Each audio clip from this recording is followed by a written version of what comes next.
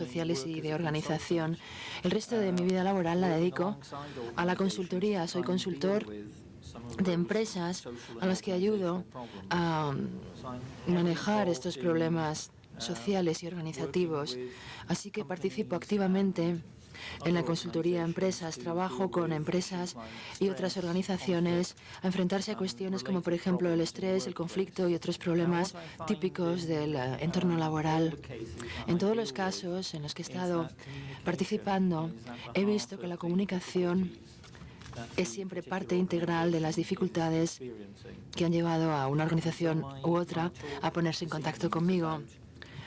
Mi charla de hoy trata de cuando la comunicación falla, algo en lo que tengo muchísima experiencia. Y no como académico, realmente, puesto que no he explorado estos fallos teóricamente.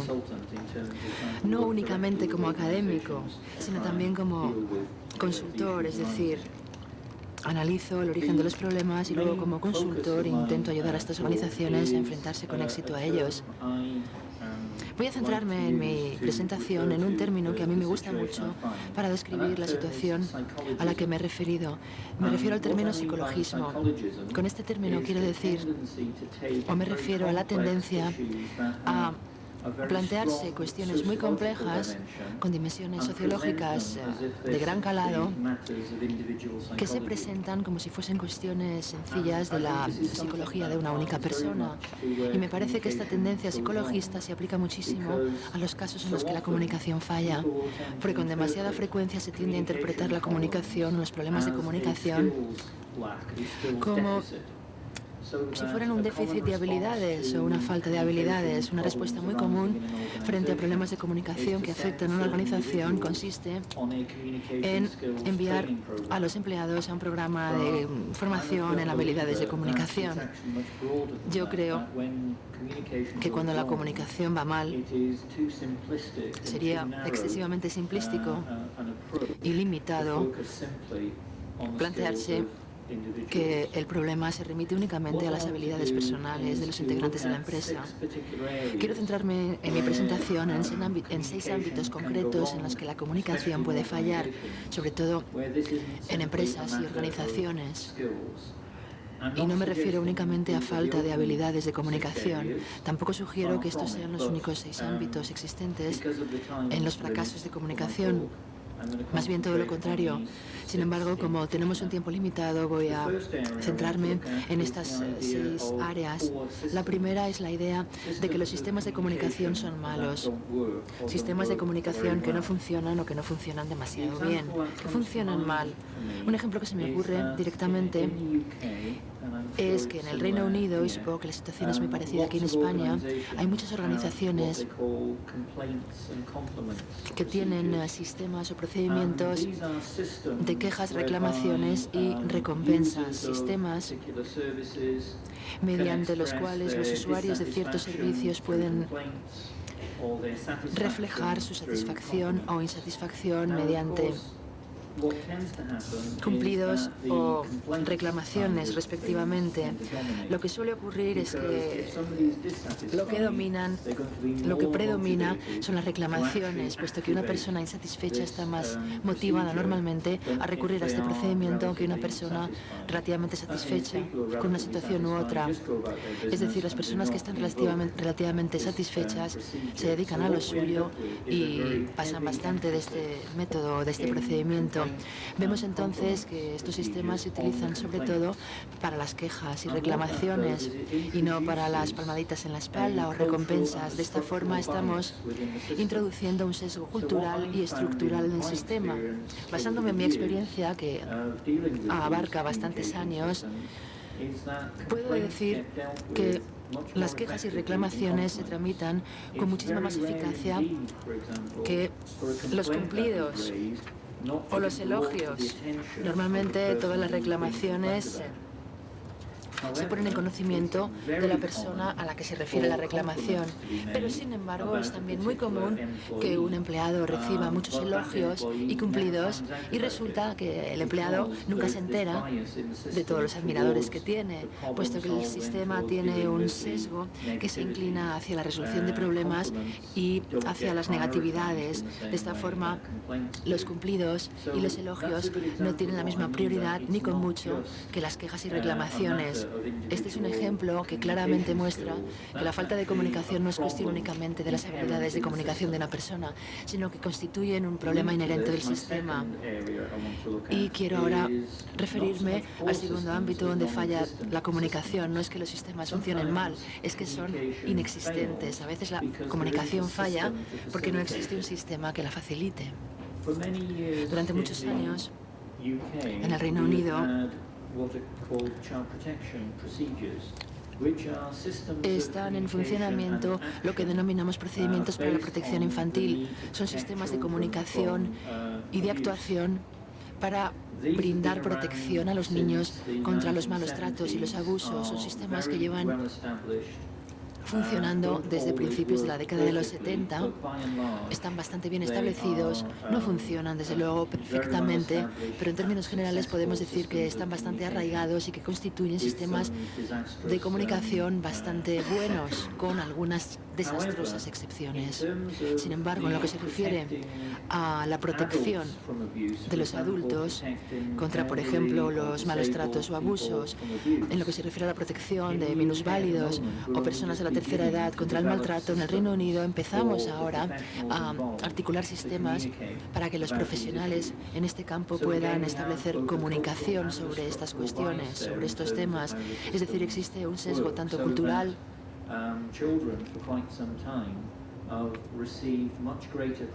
como integral en este sistema. Es decir, los niños están mucho mejor protegidos contra los maltratos que una persona anciana a un minusválido.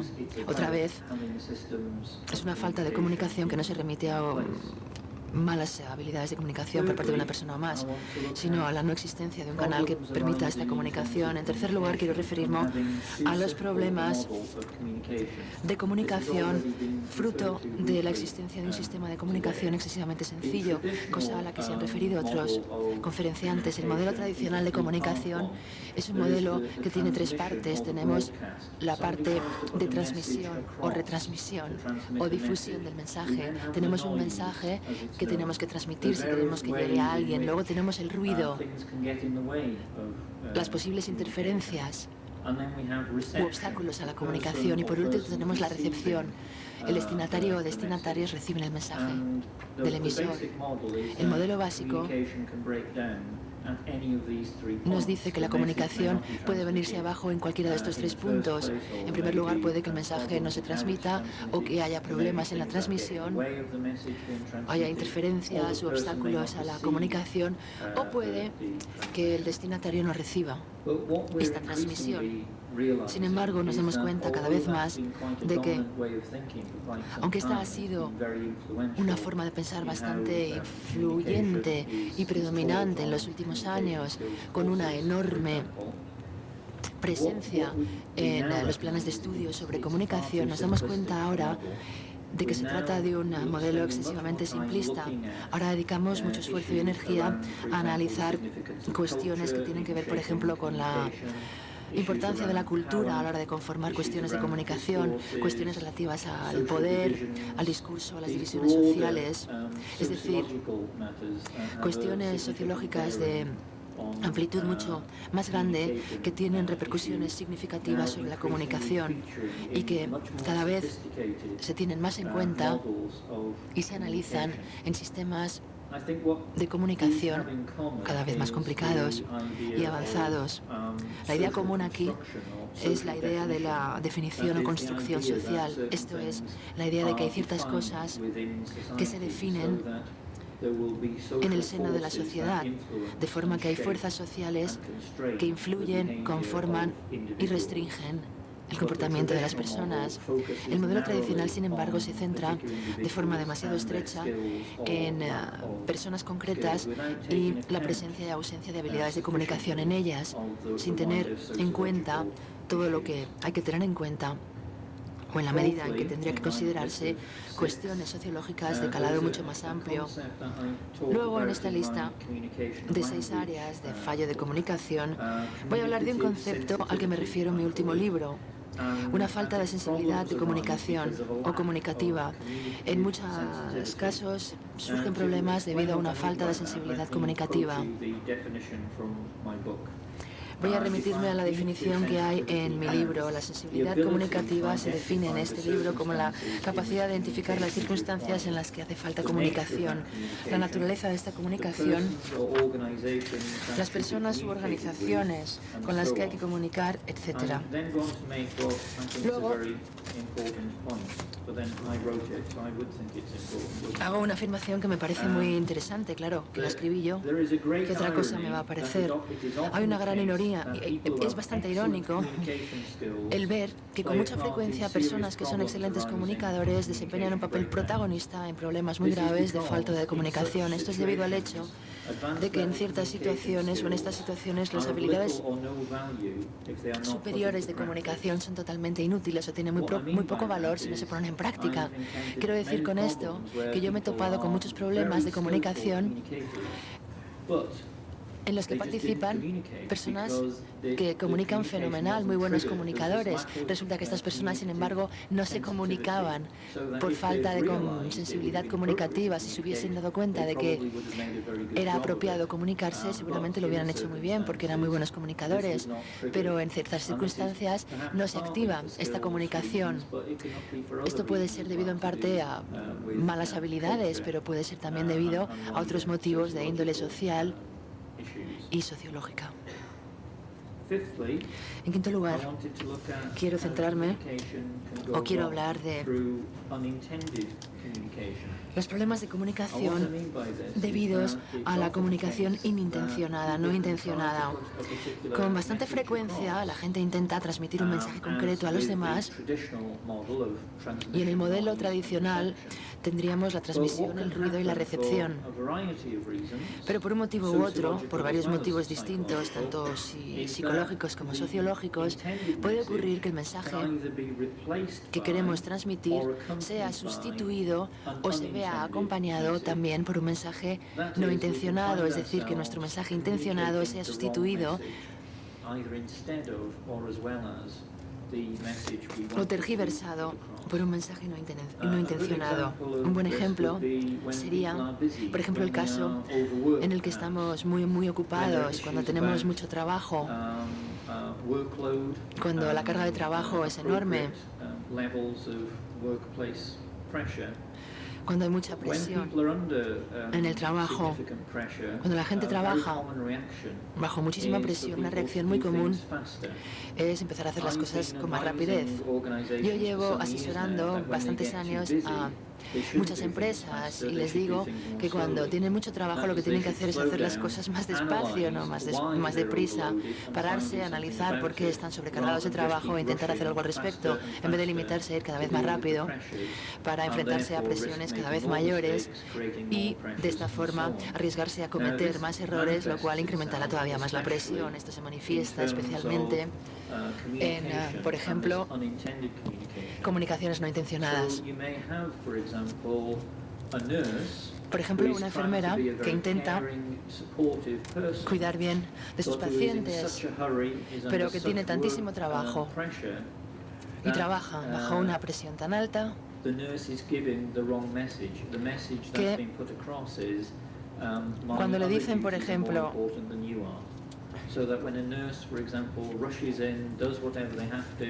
empieza a hacer todas las cosas muy rápidamente, entra rápidamente en la habitación y se va corriendo porque tiene que cuidar de otro paciente. Resulta que su mensaje se ve distorsionado porque no es el mensaje que ella intenta transmitir. Es decir, yo quiero cuidar bien de mis pacientes. Los pacientes pueden percibir que a la tía no le importa nada porque entra y sale rapidísimamente. Otra vez, una cuestión estrechamente vinculada con motivos que no son únicamente de índole individual, sino que tienen que ver con la organización en la que estas personas funcionan y con la sociedad en la que viven.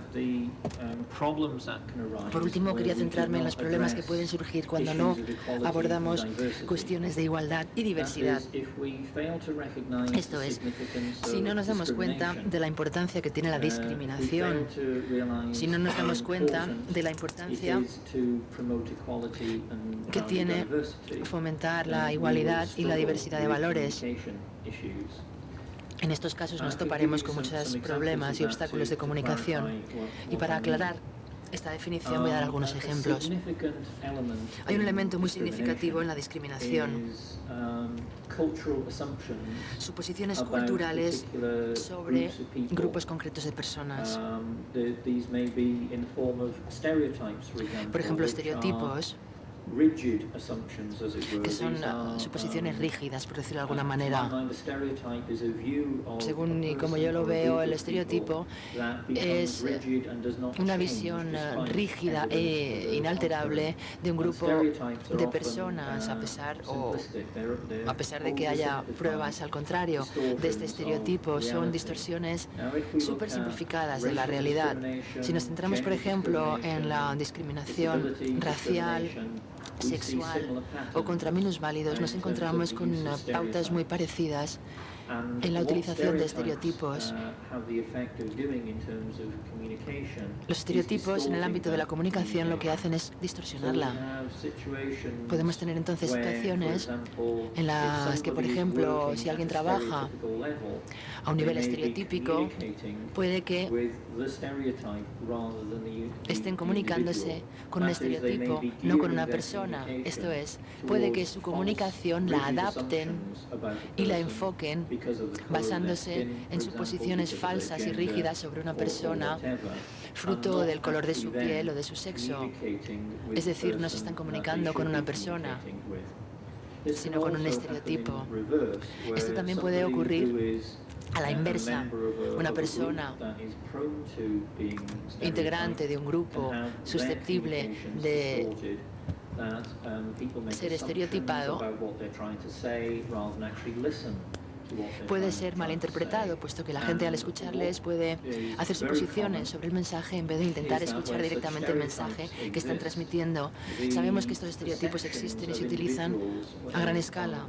La percepción de las personas cuando reciben mensajes o comunicaciones de personas en este grupo estereotipado pueden acabar distorsionados de forma que los estereotipos se refuercen y consoliden. Hay una especie de selección o de selección selectiva de los mensajes. Si, por ejemplo, tenemos un estereotipo y pensamos que un grupo concreto de personas no tienen luces, son poco inteligentes, si yo soy un representante de este grupo estereotipado y hago algo que desde luego no denota demasiada inteligencia, pues evidentemente se le va a atribuir mucho más significado a esta metadura de pata que la que atribuiríamos, por ejemplo, a otra persona que hace algo igualmente poco inteligente, pero que no forma parte de este grupo estereotipado de personas. Es decir, estamos hablando de cuestiones bastante importantes y trascendentes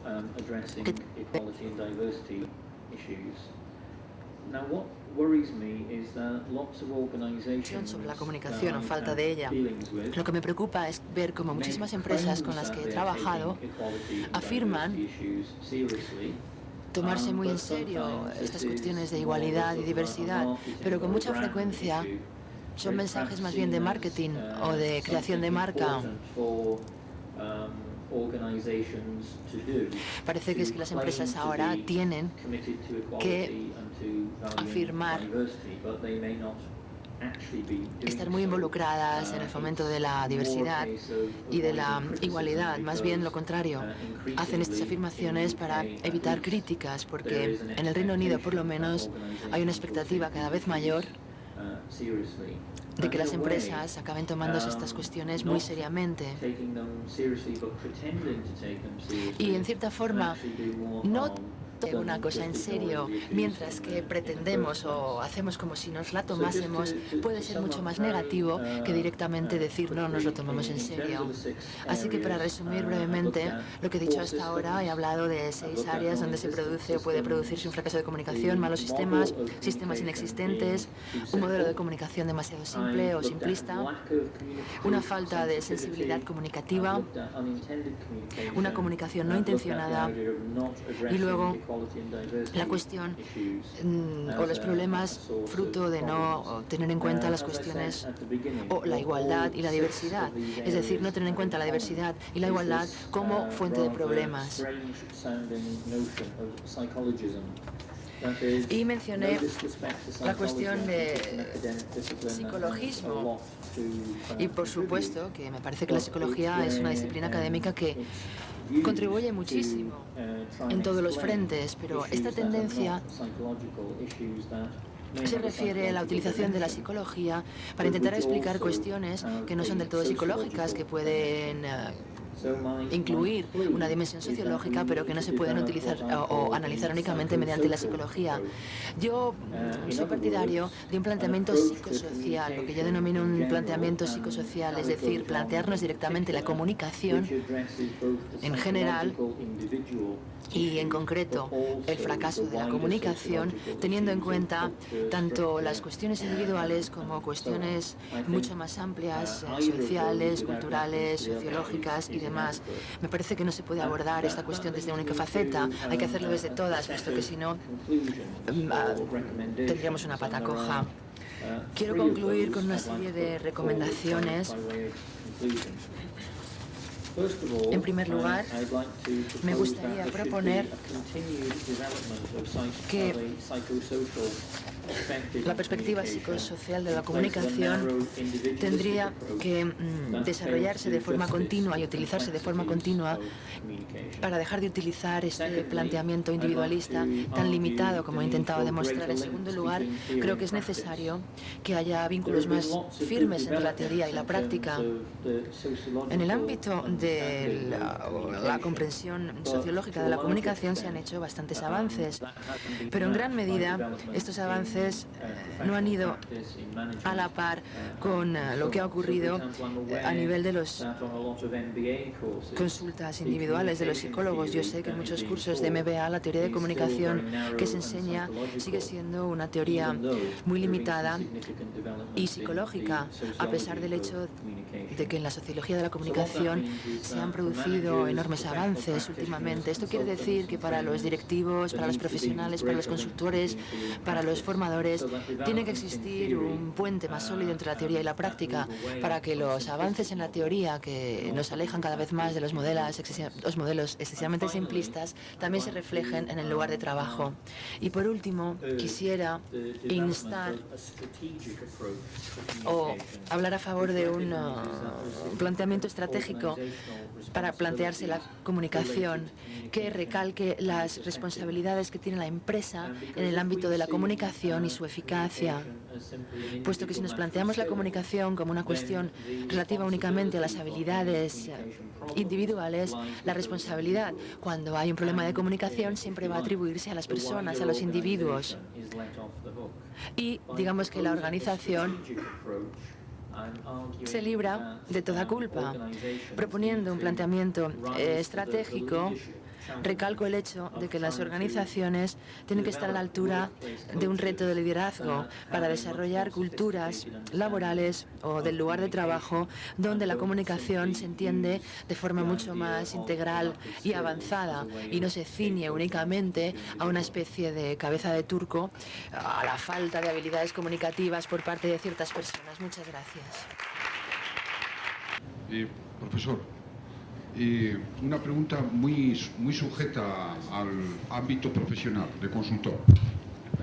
El mundo empresarial, del que provengo y en el que me encuentro inmerso desde casi niño, y espero todavía tener 30 años más de vida, normalmente falsea el mensaje, crea comunicación falsa e implica la cadena de mandos, tanto superiores como intermedios, en ese mensaje. Y llega al público, llega al destino, sale al mercado con el mensaje totalmente falseado. Ejemplos, la Glaso, ejemplos la IBM, ejemplos, miles de ejemplos. Lo digo para ser sucinto en la pregunta. El consultor, o sea, sea usted, en ese campo del mundo empresarial londinense y multinacional que le identifico ser profesional del ramo, mejor dicho, estar ubicado profesionalmente, ¿qué les dice a estos, ya sean directores de marketing, ya sean consejos de administración, que entienden que están resolviendo que los céntimos o los centavos de la acción valgan más dentro de 3 días, conjugando una información falsa, que el consultor y la veracidad, la verosimilitud del mercado y de los componentes que afectan al mercado, usuarios, producción, mercado en sí mismo, cadena de transmisión de la comunicación, saben que es falsa la información? ¿Qué hace el consultor?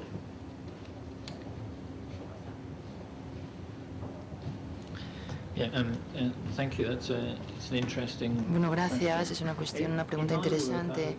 En mi trabajo yo distingo entre juegos de comunicación y problemas de comunicación, porque yo creo que muchas empresas lo que hacen es jugar juegos de comunicación. Quizás lo que usted ha denominado comunicaciones falsas o falseadas. Sin embargo, estos juegos de comunicación pueden acabar convirtiéndose en problemas de comunicación también. Lo que yo he hecho con varias empresas con las que he trabajado ha sido pedirles que me aclaren, el mensaje que intentan transmitir y a quiénes son los destinatarios. Si lo he entendido bien, creo que estamos ambos en la misma onda. Con demasiada frecuencia una empresa que intenta transmitir un mensaje a gente fuera de la empresa, de la organización, para venderles algo, puede acabar transmitiendo un mensaje muy negativo a los integrantes de la propia organización. Así que hay muchísimos problemas que yo he tratado que tienen que ver con el estrés y el conflicto. Muchas veces fruto de una falta total de claridad en el seno de la empresa sobre el contenido del mensaje que se intenta comunicar y los supuestos destinatarios del mensaje. Y esto se refiere parcialmente a una cuestión que yo he recalcado durante mi presentación. Con mucha frecuencia las empresas tienen una visión muy limitada, muy estrecha, y piensan que la comunicación tiene que ver únicamente con habilidades personales, olvidando y pasando del todo por alto otras cuestiones mucho más amplias que tienen que ver con la comunicación, como ya hemos visto. Por cierto, que yo no quiero... Yo soy consciente de lo que yo hago, de que lo que yo hago como consultor no es necesariamente lo que hacen otros consultores, así que yo no suelo considerarme parte de la comunidad de consultores. En muchas situaciones me han pedido, por ejemplo, que resuelva problemas que han surgido después de que otro consultor viniera a la empresa y diera sus recomendaciones sin quizás tener en cuenta las complejidades y las sutilezas de la comunicación, y de esta forma ha empeorado los problemas. ¿Podrías detallar o ejemplificar un poco qué tipo de estrategias recomiendas a esas organizaciones, esas últimas estrategias que has dicho? Por ejemplo, ¿cuáles serían?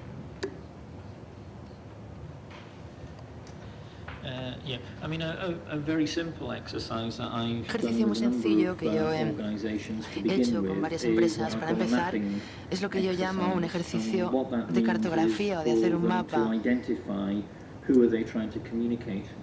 Les pido que intenten identificar quiénes son los objetivos de su comunicación, los destinatarios. Pueden hacerlo en una pizarra, en un trozo de papel o en una de estas pizarritas blancas. Y luego, después de que ellos intenten identificar sus destinatarios, les ayudo a identificar conflictos potenciales y lagunas potenciales que hayan pasado por alto a la hora de intentar comunicarse con un grupo concreto de consumidores o de personas. Una vez que hacemos este ejercicio,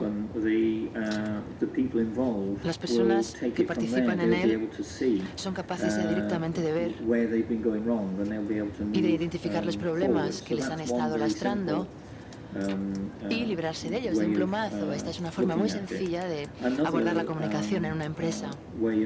Otra forma de hacerlo consiste en identificar cuando surgen problemas. Así que puede que yo le diga, por ejemplo, a una organización, a una empresa, en el último mes, ¿qué problemas han surgido? ¿De qué problemas son ustedes conscientes?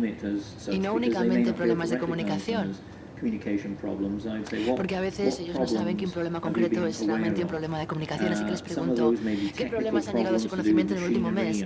Algunos son problemas técnicos, de equipos de maquinaria, y esto no tiene nada que ver conmigo, pero muchísimos problemas que me plantean son problemas humanos, estrés, conflicto, etc. Una vez que se identifican estos problemas, podemos empezar entonces a intentar analizar las fuentes de estos problemas, de dónde provienen los problemas, y es entonces cuando yo puedo presentar o introducir la idea de la comunicación, para ver cómo en tantísimos casos, casi en todos, si no en el 100% de los casos, de los problemas que me presentan, resulta que la comunicación está en el núcleo de los problemas que tienen, sea por ejemplo una alta rotación de la plantilla o un alto porcentaje de reclamaciones.